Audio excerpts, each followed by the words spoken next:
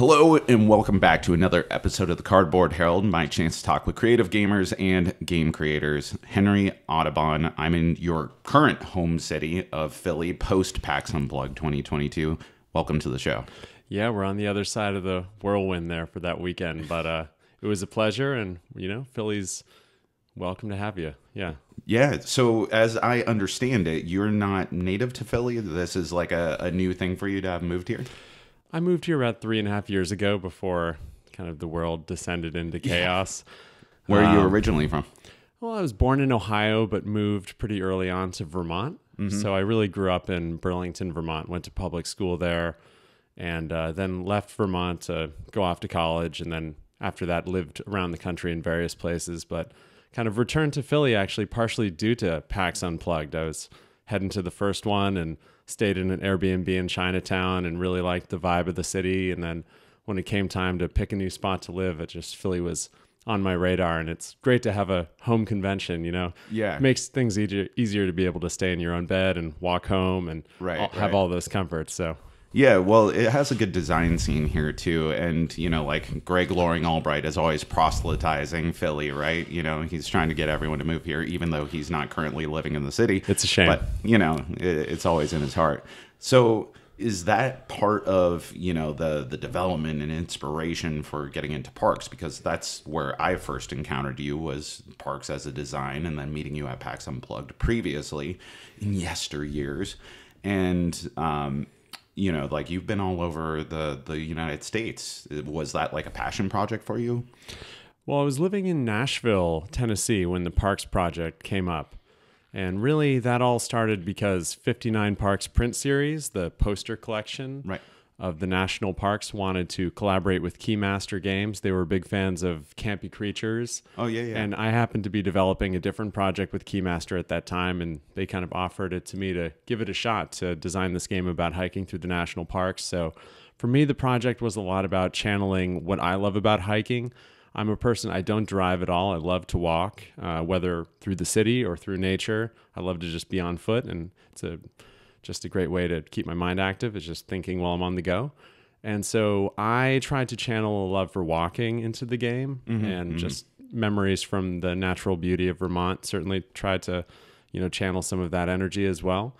But ultimately, the Parks project was, it came about through Keymaster and 59 Parks. I was super fortunate to be asked to take a shot at designing it.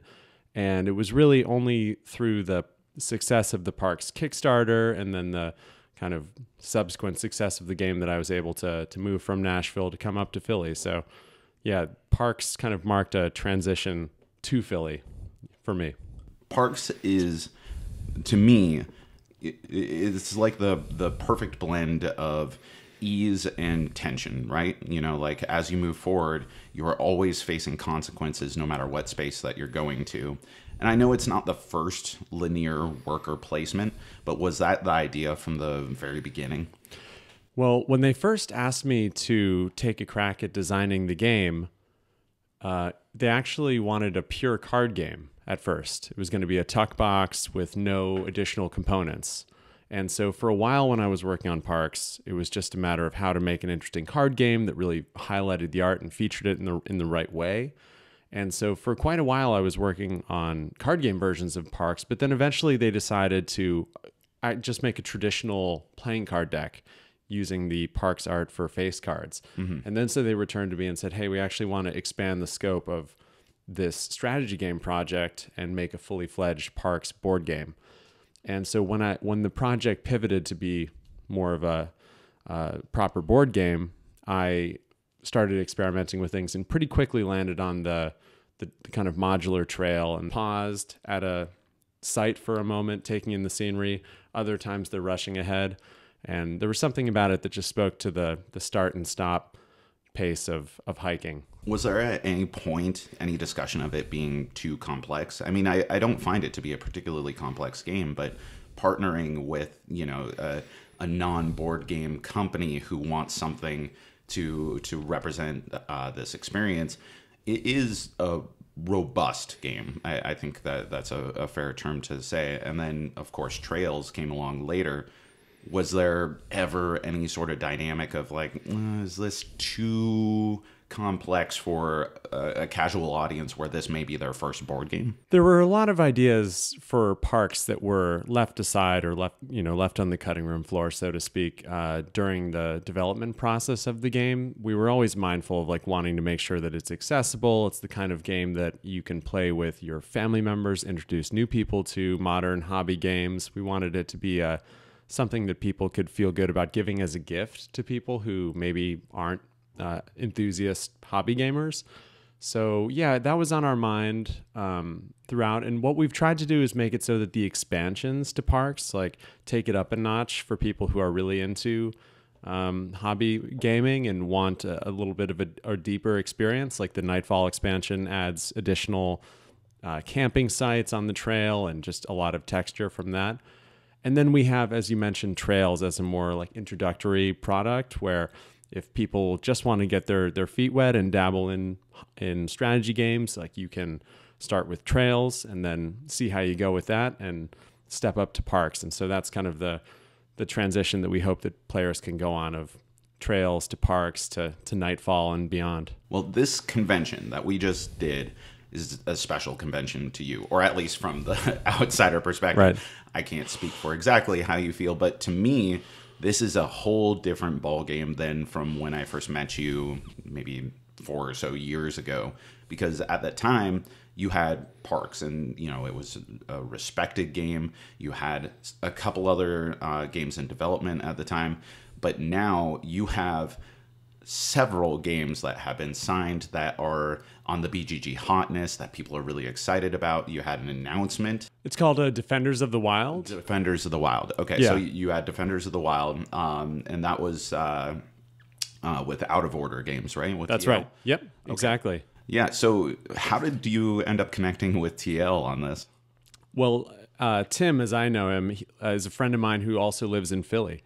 And so he's part of the local design scene. And of course, he's friends with Greg Loring Albright, who you mentioned earlier. Yep, the block by block crew. Exactly, the block by block team. And so Tim is just one of these people who I'm fortunate to get to kind of kick it with and play games and talk game design. And yeah, he and I have become good friends. And I've kind of been aware of his this IP and world that he's been building in the background of Defenders of the Wild. And eventually, Tim just raised the question to me one time when we were having coffee of just, would I be down to come on as a co-designer and help him flesh out his game and bring it across the finish line? And I was like, totally, man, let's do it. And especially when I started seeing some of the artwork that he was doing for it, I got really excited. He's working with Meg Lemire, I believe her name is, and she's just a cool illustrator as well. And they're kind of teaming up to do a lot of world building and get the art style down. So yeah, it's been fun. It's been a really inspiring project, and the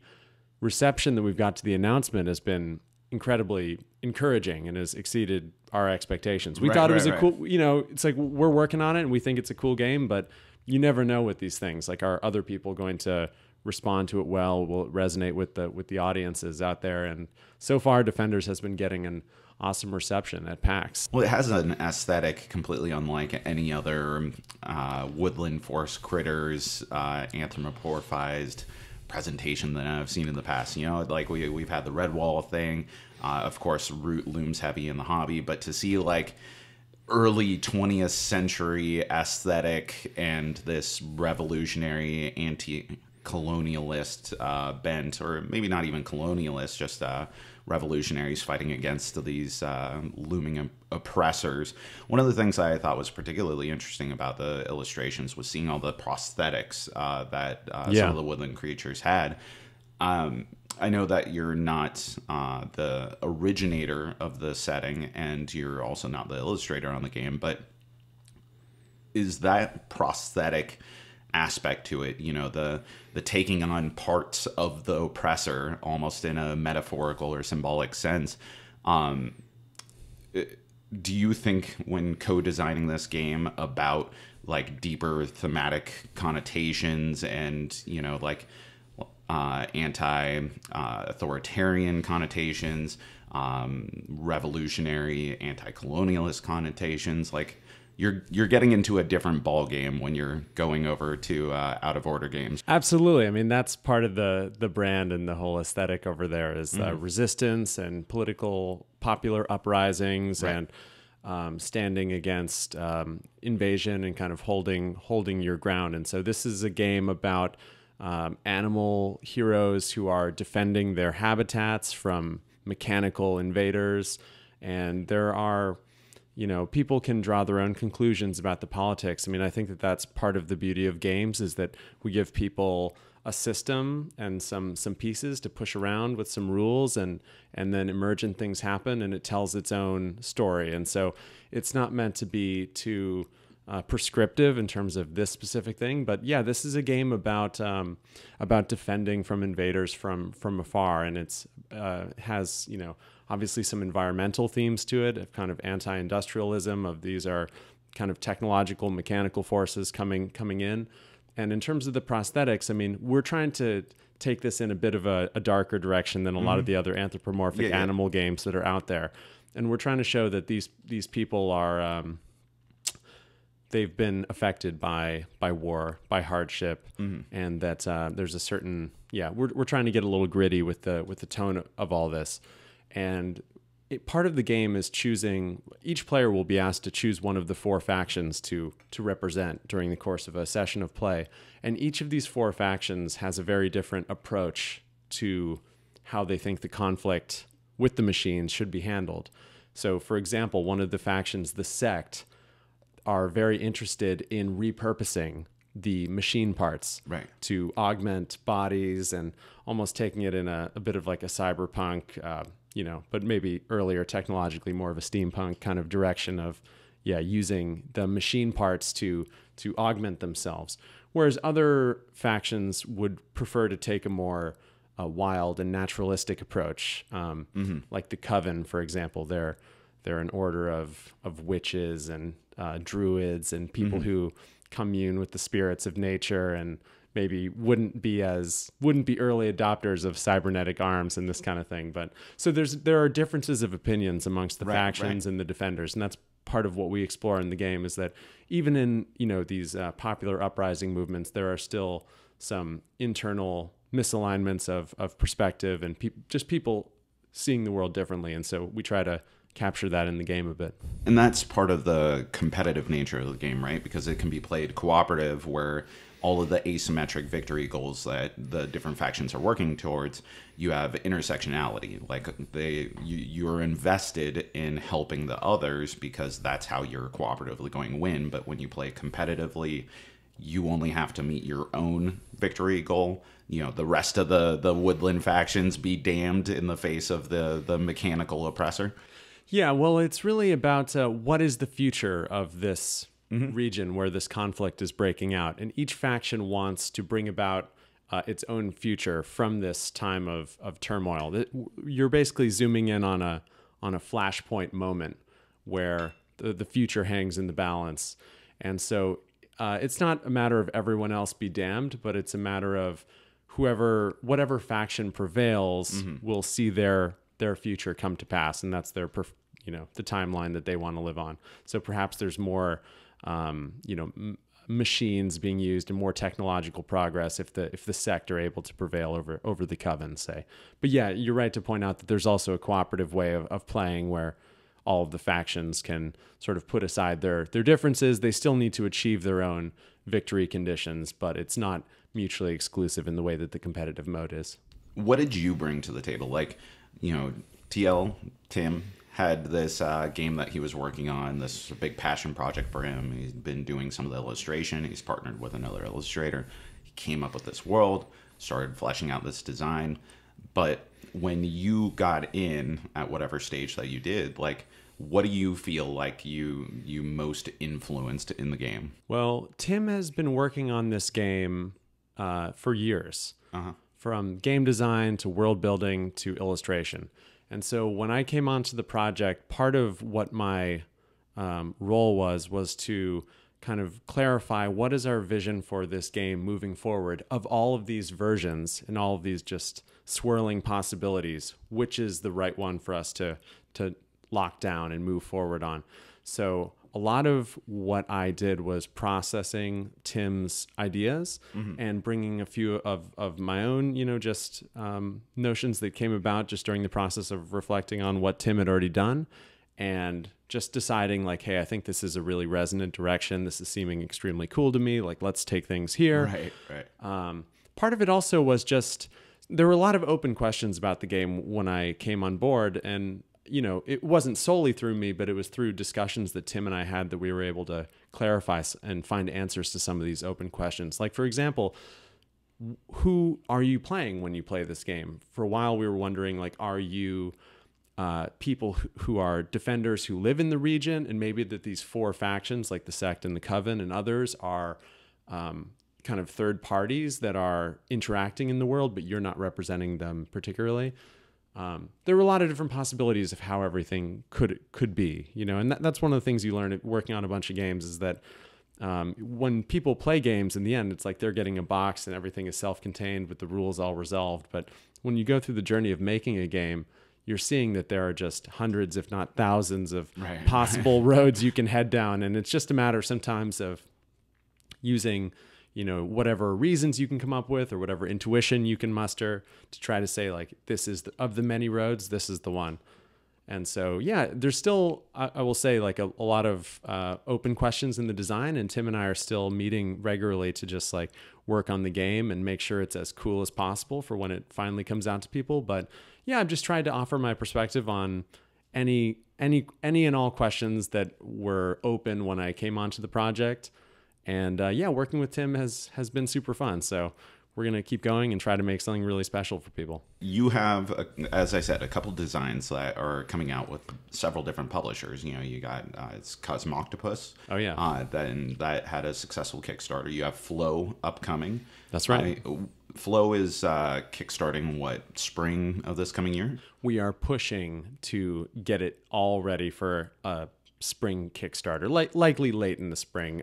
But that's our goal. It's always tough with game design and game development. It's like there's so many moving parts to it all, and there's art and there's graphic design and there's manufacturing and getting preview copies out. And then there's, from my perspective, like locking down all the final rules and just making sure that it's gone through the playtesting process to an appropriate amount. And so that's our goal, is to kickstart it early next year. But it's an interesting thing. I haven't really thought about that, because there are differences in how different companies approach Kickstarter, locking down the design in advance of the Kickstarter.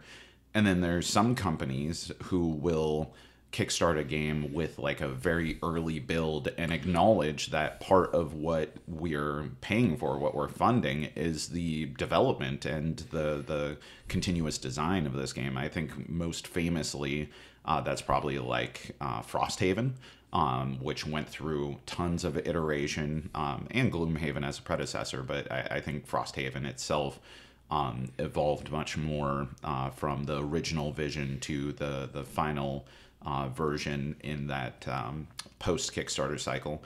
And then Oath had a very similar thing where they were very upfront about, like, here's kind of what we're going for. Here's very rough builds that we've play tested with people and we might have available on Tabletop Simulator or something. But this is going to be iterated on heavily. So, we're kind of asking for your faith that we're going to deliver a product that you like, not just getting the product that we have currently right now. Do you have any thoughts on that process? It's interesting you bring that up, because I just met Cole Worley for the first time over the weekend and got to chat with him a bit about arcs. And I've really enjoyed reading his design journals on all of his games, but most recently on arcs. And he was describing to me going through that process of having this very open-ended Kickstarter. And it makes sense for Cole and for Leader Games. They've built up a lot of kind of trust with their audience, completely trusts them to make awesome games and deliver something eventually. And it's cool to just fund it and encourage them in their open-ended creative journey toward making a game. I will say that for me, I tend to not have a lot of say as a freelance designer in terms of when and how the crowdfunding happens. It's like, really, that's a publishing decision, and I try to be flexible and accommodating to what the publisher's vision for their own crowdfunding campaigns are. And a lot of it can have to do with marketing stuff. Like, I think that if you can get things ready and your prototype is looking fairly final, then anything that you ship out for, say, preview copies for YouTubers like yourself or for other people, that content that gets made is a lot more useful in the future once the game is released, if the prototype resembles the final product in some way. So I think people are mindful of that. But the folks at Fantasia, and by the way, Fantasia Games known for Endless Winter and more recently Unconscious Mind, which I'm a huge fan of. Unconscious Mind especially has really been inspiring me lately, but they are doing a new imprint company called Pika Games, which is for their family line. Right. And so Floe will be the first release under Pika Games. And that's no pressure at all. None. To set the tone for an entire imprint for a company. But they have faith in you, so there you go. I know. Well, it's a huge privilege to be able to work with them. I mean, Andrew Bosley's doing the artwork. His stuff is as charming as ever, and I hope people will just fall in love with Floe. I've put a lot of myself into it, and I've been working hard, so hopefully people will really enjoy it. But the team at Fantasia, they are self-described perfectionists about Kickstarter campaigns and whatnot. Yeah. They want things to be just so heading into the campaign, and they know how to do it. I mean, look at the success of their campaigns. They've been doing a great job. And so I think with Floe, we're trying to just make sure that everything is all sorted out and the details are good to go, and we're ready to show it to the crowds out there. The Alaskan in me, the Arctic boy in me has to ask, like, what's the genesis of Floe? I look at that box art and, I'm just captivated. Of course, Andrew Bosley is doing the artwork, so it's going to be captivating even if it was just a shoe. But, you have like this mystical looking thing. You got iceberg flows. The name is Floe with an E at the end. It's a whole different ball game there. It looks like there's some sort of indigenous or tribal influence, at least in some of the aesthetic. Like, talk to me about the genesis of this game. Well, the Fantasia team invited me to take a look at their Google Doc for their world to see if I might be interested in designing a strategy game around what they were thinking about. And when I first came on, it was really that there's an Arctic world of an iceberg sea, and that there's this kind of shattered civilization there where the towns have all like broken apart and things are adrift. Is this in the same world as Endless Winter? Is this part of like some thematic continuity? It's not. I think they love. They love the Arctic theme. They do. Okay, so it's like the unofficial parallel universes of Endless Winter, Frosthaven, and Floe. Yeah, exactly. It's the multiverse. It's a multiverse, exactly. It's a prismatic reflection across different realities. Know soon, Yeah. So Fantasia Games, like, they are trying to do more historically inspired games for the Fantasia line. So like Endless Winter is trying to riff on like Paleo America. Yeah. And then Unconscious Mind is obviously a historical setting as well from the 20th century. And then so Pika Games, not only is it a family line, but it's also more open-ended, fantastical, imaginative settings. Mm-hmm. So so when I came on to the project, there were a few concepts in place. It was an Arctic adventure fantasy kind of thing, and there was a lot of inspirational imagery, some photography that was taken from the above the Arctic Circle, and there were these sailboats against the icebergs with pink skies and rich, like, deep turquoise blues from the ice just under the water's surface. And there was a lot of imagery to kind of get inspired. So, I came onto the project, and then me and Yoma, who is one of the founders of Fantasia and also one of the chief world builders behind Floe, he and I had a lot of discussions about what's going on in this world, figuring out different things about what this game really wants to be. And we kind of went from there. And then, of course, like, when you bring a guy like Andrew Bosley onto a project, like, he's going to just infuse all of these world building details into his artwork and things. And so it's been fun for me to have a back and forth.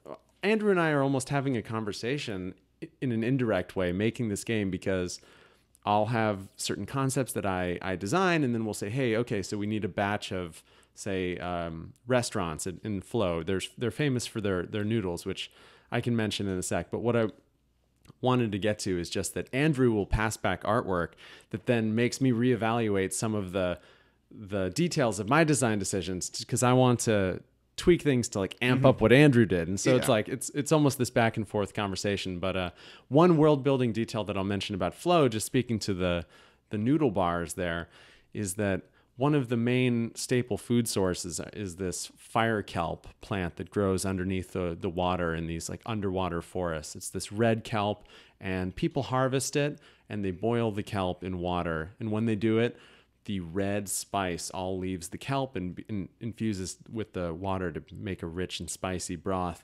And then the kelp plant itself dissolves into glassy strands and becomes noodles.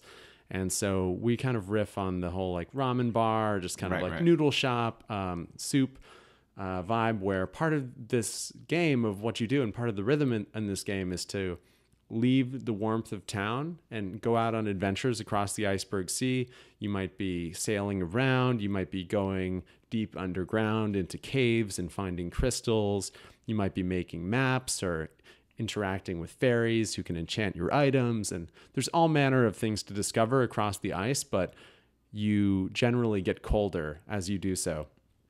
And then eventually you can return to town and warm back up. And one of the best ways to warm back up is to visit one of the noodle bars and have a big bowl of nourishing noodles. And so the food culture and the warmth of the noodles is a big part of the game of Floe. How descriptive, or I guess defined, is the world building in this game? Because what you're describing is phenomenal and really interesting. And of course, points of mechanical and thematic connection are some of the best things that you can have on a table. Like those are the moments where things sing, where you're like, oh, I'm doing a thing and I can imagine exactly what the story is telling. Even in the most abstract game, when you can understand what it's trying to represent, that thematic resonance is really potent.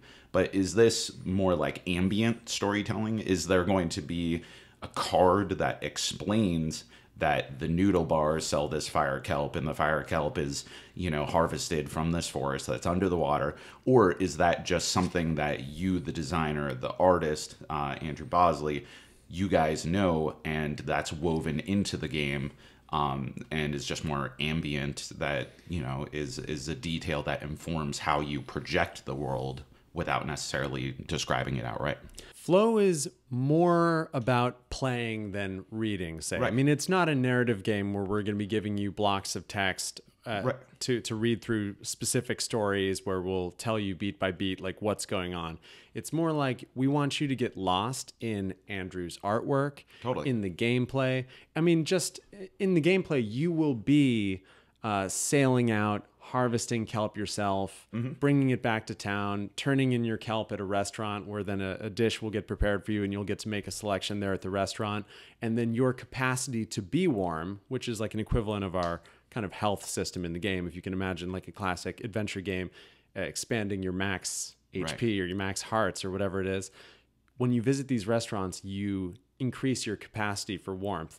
And so we are always trying to tell the story through the gameplay and just have it all baked in to be discovered for those who are curious. The reason I ask about it, and I think what you're doing is really thoughtful, and it makes it more intriguing personally to me, because I think back to, I want to say it was George R.R. Martin, who I heard interviewed once, and he was talking about how a good tool that a writer can use, and I don't think he invented this tool, even if it was George R.R. Martin that I heard, but is to give every character that you create some sort of secret, and that's something that you as the author know, not necessarily because you want secrets for people to find out. They could never be addressed whatsoever. But if you take the time that even on a minor character, you give them some secret that they have, then that informs their behavior, and it gives it a lot more depth and personality as you're building around that. That person suddenly has a motivation. They don't want this secret found out. Well, why don't they want this secret found out? Which informs the tone of their conversation or how they might interact with other people. And that's essentially what you're doing here. You have a narrative or at least aspects of the world building in mind, but you're using abstractions that the players are going to be playing with, and not having every single granular detail figured out. But nonetheless, that is going to give more substance to your world that you've thought about. Why does this happen this way? Why would people choose to do this? And I think that is what provides a lot more of that thematic resonance in otherwise somewhat abstract Euro games. That's a really cool idea about giving all characters secrets. Yeah, I'll have to think about that and process that, and maybe just think back through some of George's work and think about what everybody's secret is. But yeah, I mean, ultimately we are trying to make a super fun game that you can jump into, have an open-ended hero's journey across a fantastic iceberg sea, Arctic fantasy landscape. And we're giving you a whole cast of different colorful characters and a lot of cool things to interact with in the world. And at the end of the day, if you just want to play like a fun adventure game, like you can just do that and just enjoy yourself with Floe. But at the same time, for people who want to look deeper into it, want to think about the deeper meaning of what's going on, maybe are just wanting to understand what is the resonance between the theme and the mechanics at various moments throughout the game. It's like we want to make sure that, yeah, it's all thought through. Yeah, we just are trying to be thoughtful at all stages of the design and reward people who do care about those things and want to look deeper into it. You seem like such a chill guy. Like every time that I've met you, even in the chaos of a convention, you have just had your cool.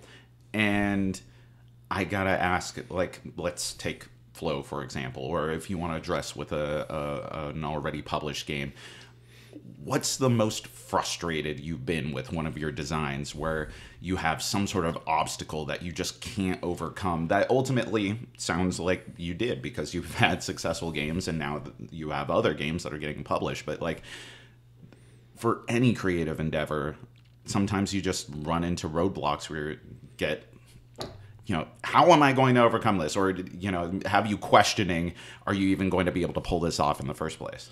Yeah, well, thank you for saying that, the kind words. The most frustrating moments for me as a working game designer are often the things that are outside of my control. Okay. Like if one of my games gets dropped by a publisher or something and they release Does that happen often? Not often, but it has happened. I mean, it's something that can be expected. I think if you are putting a bunch of games in different people's hands and trying to have a long career in the business, I think you can expect that, sometimes things don't work out, and it's not even always your fault. It's like sometimes, we have a global pandemic and a shipping crisis at the same time, and all of a sudden what a publisher might have hoped for their future, all of a sudden plans change, and that can affect you. So that's when I, can get a little frustrated. But let me try to think in terms of the creative process. I don't get too frustrated with things, but I think part of it is because I have a lot of different projects and outlets to shift between. And so I think if I was only working on one thing and I had to just kind of beat my head against a wall on a problem I was up against, then I would experience more frustration. But for me, it's like I have maybe a half dozen game design projects rolling. And then I have other things that I enjoy doing too. I like to write. I like to play music, play with synthesizers and write lyrics and do audio production stuff. So I have a lot of things that I can do to release my tension. And then also, as I was saying earlier, I love to walk. And I think for me, it's like sometimes if I'm feeling stumped on something at my home studio where I make my games, sometimes just stepping out and wandering around Philadelphia and just getting some fresh air and having an extended think walk can get me unstuck from wherever I was before. And so I try to avoid feeling frustrated and try to be gentle with myself, and not be too hard on myself. If I can't come up with something right now, like it's okay.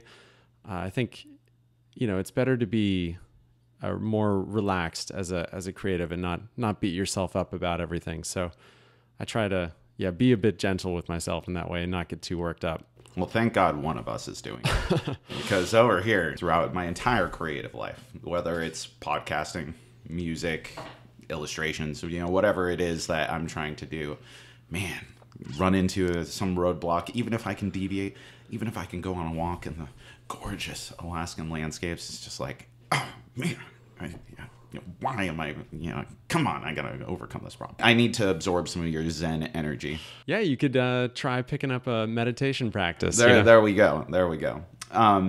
So I love the inside baseball aspect of board games. I mean, obviously, that's why I started interviewing people who are doing this. So were you at the con doing pitches? No, I was not pitching at this particular con, partially because I have enough projects right now. I'm trying to finish all the things that are currently on my desk and clear up space for new things. So a lot of what I was doing at this particular convention was just reconnecting with people that I've met in the past, like yourself, Jack, and meeting new people as well, making connections with publishers that, I might be able to work with in the future, and just putting a face to a name is really useful in this industry. It's not a big industry, and everyone kind of gets to know each other. So it's useful to show up at these conventions, just say hi and be cool, be nice with people, and just get the contacts going. And, sometimes you plant seeds now, and then later on they can grow into something, and you don't need to always have an expectation that they will, but I think it's still worth it for me to just make those connections. So I'm kind of intentionally not picking up more projects right now. But as soon as some of these games start coming out, like I've just wrapped up the Kickstarter for Cosmo Octopus recently. So that was a passion project for me during the pandemic. And now that's kind of off my desk, so to speak, as the game design is finished on that game.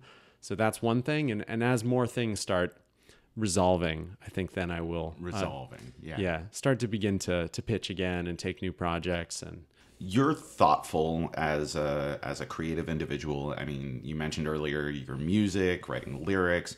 You're an artist, and so you think about your output, and you have some very diverse designs right now.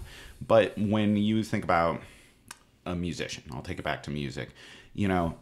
Traffic may have many different songs and many different styles, but they still have one core sound that or an aesthetic or an oeuvre that is representative of them.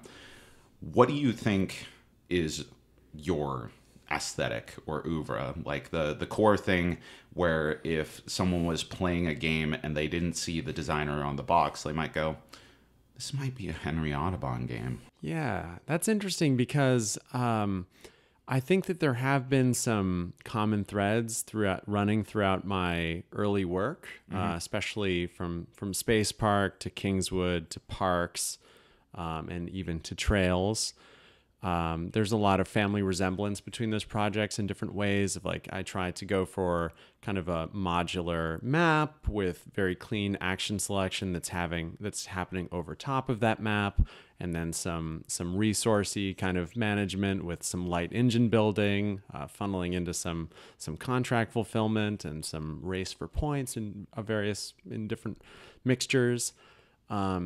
So I'm at a point now, though, where I want to expand and branch out, and I'm feeling like there's a lot more that I have to say, so to speak, through my designs. And so there's you're kind of catching me at a moment where I'm trying to break free of all of whatever design patterns were my comfort zone before, and kind of get into like what else can I do, what else can I come up with, and kind of make a new chapter for myself that is separate from my early work. Even though I'm incredibly proud of that early work, and I still will likely work in those styles again, I just want to, as a creative guy, I want to try to make new stuff and push my own personal boundaries of what I can do and what I'm comfortable with. What do you do for research? Like, bringing it again back to music. I had this conversation. It wasn't on the mic, but I had this conversation with someone else the other day. And they were talking about something similar to what you were just mentioning, wanting to broaden their output. And I was thinking back to my own time of writing a lot of music, and there's like a wheelhouse of like, I am comfortable writing songs this way and these types of songs, but I'm influenced by so many different types of music, and that may inspire what's in my wheelhouse, but to write something that is in a completely different style, oftentimes I'll find it so challenging that I have to really disciplined or in a disciplined fashion sit down and really study that work. And that's even to pull off something, passable. Like if I wanted to write like a really good jazz song or something, that would take years upon years of research. I could write a halfway decent jazz song if I spend a lot of time really getting into that mentality, because that's outside of my zone. So what do you do for the board game equivalent if there's a type of genre or a type of game that you love playing but is so far out of the scope of anything that you've designed up until this point? Do you go, well, that's a different type of game than I make? Or do you actually research, put in the hours, play a ton of games? What's that process? I wouldn't say that I'm the type of person who plays a ton of games. I tend to have a more limited like play repertoire, so to speak. Okay.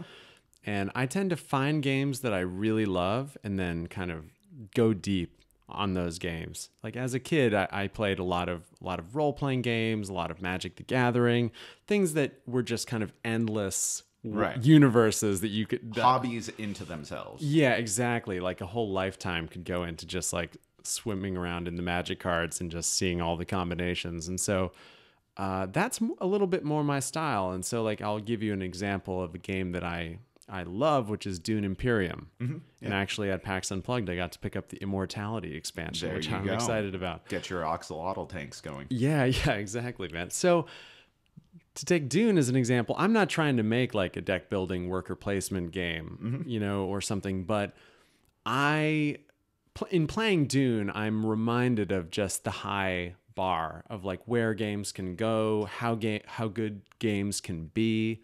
I'm reminded of just the playful spirit within myself I get excited playing Dune. I love it. I think that the ideas are great. The way that everything's fitting together is so pleasing to me.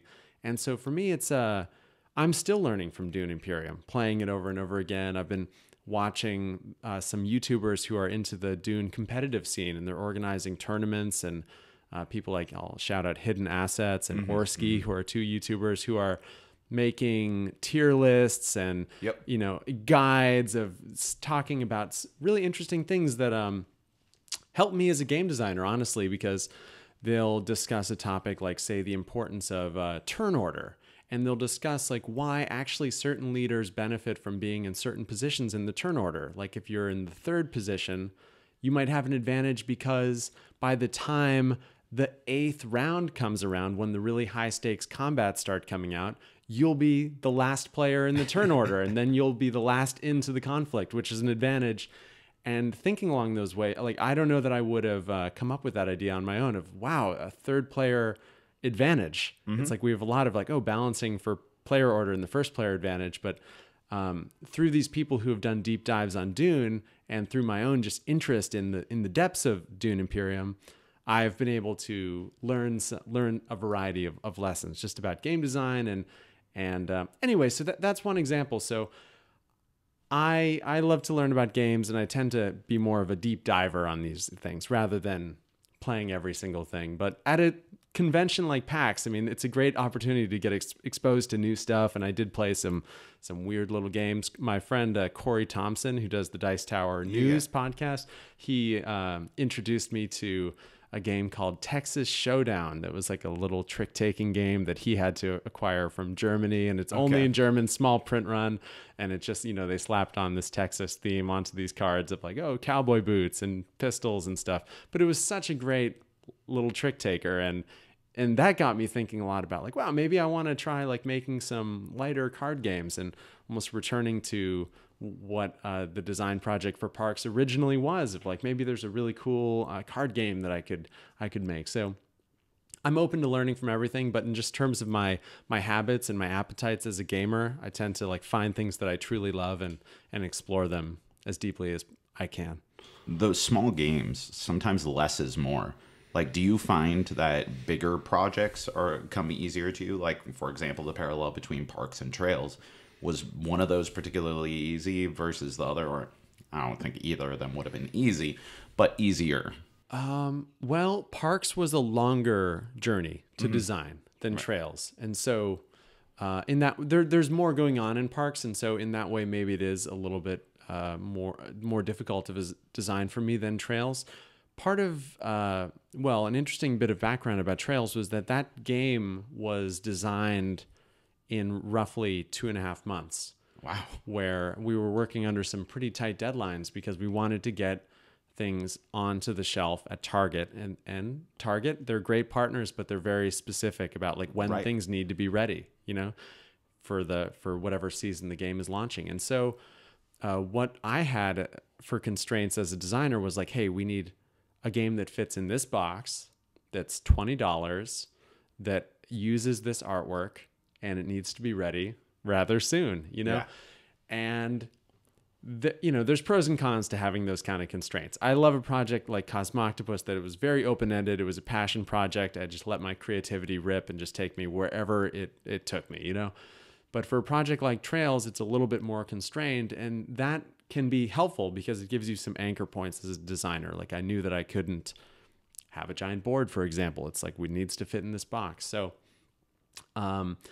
Trails had its own set of unique challenges, but at the same time, that pressure cooker of not only the physical constraints of the product, but the time constraints made it so that was, honestly, looking back on it, it was like a blissful period of just creative focus where I almost tunnel visioned and just pushed everything else off and was like, okay, Trails. I'm just every day I'm like living in Trails mode. And I'm really acorns. Exactly. Yeah. And I'm really happy with how that turned out. There's been a long trajectory getting to where you are. Maybe not as long as some other designers, but game development, game production, getting a game to a table and in reality, meat space, not just conceptual think space, is a collaborative process. There's so many people involved. And as a nascent designer, maybe you had different levels of authority that you had with publishers where you could really say, this needs to be in the game. Whereas now you are an established person, you're an established name. Do you feel like you have more authority or confidence or, like whatever it is to assert more creative control over a project? I'm reluctant to say I have more authority now or something like that. Yeah, I mean, I think that people, trust me if they've brought me on to do a project. It's like they do put their trust in me, and I appreciate that they are trusting me. And I let my opinions be known, but I don't try to, throw my weight around or anything. Yeah, of course, you seem like someone who relishes in the collaborative process. I do. In fact, maybe more so now than ever, because I think when you're just getting started and making your first games, like they are so precious to you. It's unclear whether there will be more games, and this is going to be your game that's on the shelf and you're excited about it. And when somebody else is coming on and trying to meddle with your creation, it's like you get nervous about that and you're like, I want it to be the way that I imagined it. But then once you've been through the process of making games a few times, and you can see the benefits of collaborating with other people. I mean, the Keymaster Games team have just been incredible partners to me, and they've elevated my work and made me a better designer, made me just a more thoughtful person in a broad sense. I mean, they've been great, and so it goes both ways is really what I'm trying to say. Is like I think I'm more trusted, and I'm also more trusting of other people if I've done my due diligence and linked up with the right kind of people, because I think that's really that can undermine your your design journey. I would just say if you link up with the wrong people and if you're not aligned in your goals and what you're trying to do, then problems can come down the road. And sometimes people are too eager they want to get their game signed. If they're a young designer, people will say like, I just want to have my name on a box and see it on the shelf, and I want to take a selfie next to it or whatever it is. But really, if you're trying to have a career in this business, it's like much better to be selective and try to really pick the right partners, and maybe like not be over eager just to sign your game with anybody. If your approach is going to be similar to mine, which like I'm trying to make a curated line of games that are high quality. I'm trying to like keep a certain bar, certain standard. And so I'm trying to work with publishers who are also like viewing their games that way, where each one is important, and then we're trying to nurture them, get them as good as they can be. And then once they're out there in the world, ideally we want to be reprinting them and supporting them and making expansions. And so different publishers have different company cultures, different approaches, different strategies for how they position their products. And it's just like important to align to pair yourself up with people who align with your goals as well. And if you do that, then there can be the mutual trust of like, if you're working with great people, they trust you, you trust them, and the collaboration can flourish. Well, I think that's great advice for any nascent designers out there, or even established designers out there, aspiring individuals who are wanting to, put more of their creative output into this space. So I am so thankful that you have come onto the show, that I've gotten to hang out with you. And I'm looking forward to checking out the games on the horizon. Are there any other projects that people need to pay attention to, or any other things that you have in the works that we haven't covered? Yeah, well, please follow Cosmoctopus. That's going to be coming out mid next year through Paperfort Games. Lucky Duck is going to be doing the global retail distribution, so I'm hoping it'll just be everywhere, and you won't be able to escape it. But anyway, stay tuned for that. I'm super proud of that game. I think it's really fun. Floe, I'm hoping is going to be huge. Look out for that on crowdfunding. Q1 of next year, hopefully, maybe March, but hopefully we can get it out there as soon as possible. And then I've got some projects in the works with other publishers too. As we mentioned earlier, Defenders of the Wild coming from Out of Order Games. That'll also be crowdfunding in the first half of next year. And also take a look for what I'm doing with 25th Century Games. I've got a couple of projects with them. One that I'll mention briefly is a game called Iron Horse that is a cooperative train heist Western that I'm super excited about. It's a dice chucker, but really fun, just kind of co-op game about a gang of outlaws striking back against a train, each outlaw for their own reason, but trying to grab the gold and get it out in a classic Western heist movie climax scene. I think your debut appearance on the Cardboard Herald, we covered a little bit of that at PAX Unplugged 2019. Maybe. I remember that, yeah. Yep. And we were all so excited about that game. So I'm glad that is still on the horizon, because I want to get that to the table. Thanks so much for coming on to the show, Henry. This was an absolute pleasure. I'm glad that we were able to do this in long format. Yeah, me too, Jack. Thanks for having me.